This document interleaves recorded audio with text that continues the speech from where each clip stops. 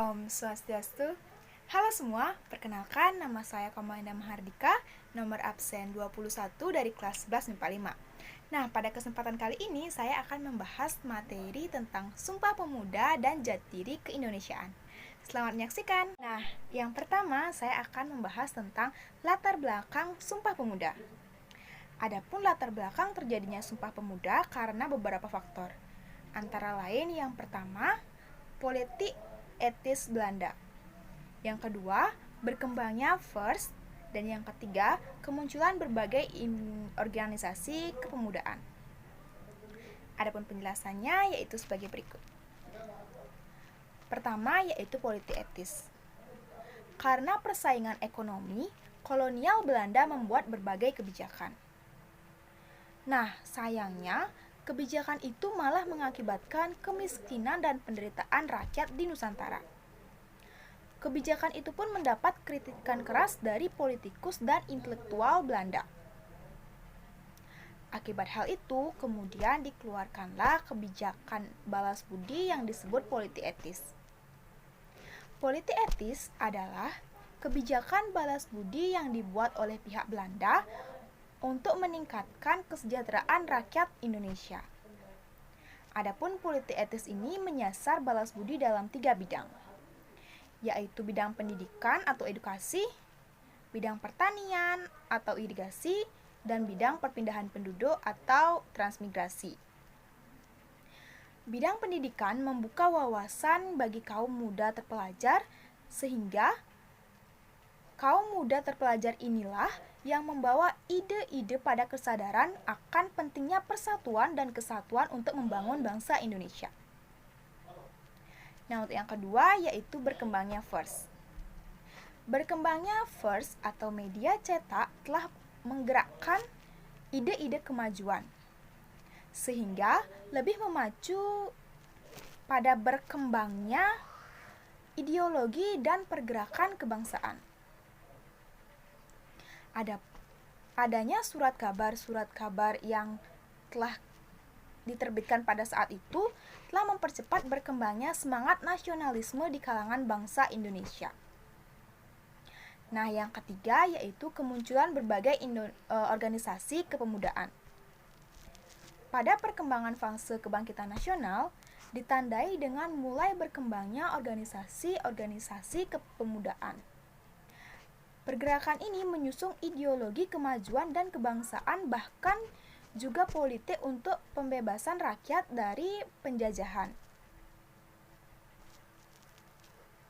Nah, kemudian kalangan muda mewujudkan gerakan persatuan dan kesatuan di antara berbagai organisasi. Selanjutnya, pembahasan yang kedua yaitu tentang bagaimana Sumpah Pemuda menjadi tonggak persatuan dan kesatuan. Sumpah Pemuda menjadi tonggak persatuan dan kesatuan karena Sumpah Pemuda merupakan awal mula terbentuknya organisasi-organisasi yang bersifat nasionalisme, yang pada awalnya lebih cenderung bersifat kedaerahan. Dan Sumpah Pemuda juga merupakan pembuktian bahwa kita semua adalah satu tanah air, satu bangsa, dan satu bahasa. Oleh karena itu, bahasa Indonesia digunakan sebagai bahasa pemersatu bangsa yang tetap digunakan hingga saat ini. Jadi, Sumpah Pemuda begitu penting karena Sumpah Pemuda merupakan tolak ukur terbentuknya rasa persatuan dan kesatuan bagi seluruh rakyat Indonesia. Nah, yang terakhir saya akan menjelaskan tentang penguatan jati diri keindonesiaan sebagai implikasi dari semangat Sumpah Pemuda. Sumpah Pemuda memiliki makna yang strategis dalam rangka untuk mengembangkan rasa persatuan dan penguatan jati diri keindonesiaan. Yang pertama yaitu politik untuk kesejahteraan dan kejayaan. Dengan berkembangnya organisasi di kalangan pemuda, juga berkembang organisasi di kalangan perempuan, yang membuat perempuan Indonesia juga ikut berbakti pada bangsa dan negara.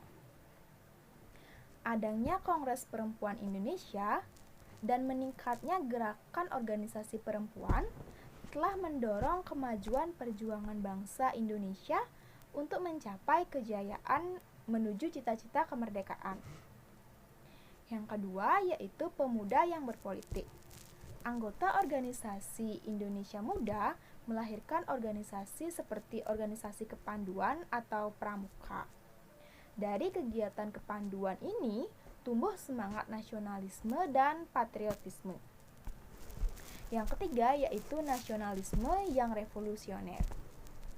Pidato pembelaan Bung Karno yang berjudul Indonesia Menggugat telah ikut membangun kesadaran tentang dampak penjajahan imperialisme modern, di mana hal ini akan membawa kesengsaraan dan penderitaan rakyat.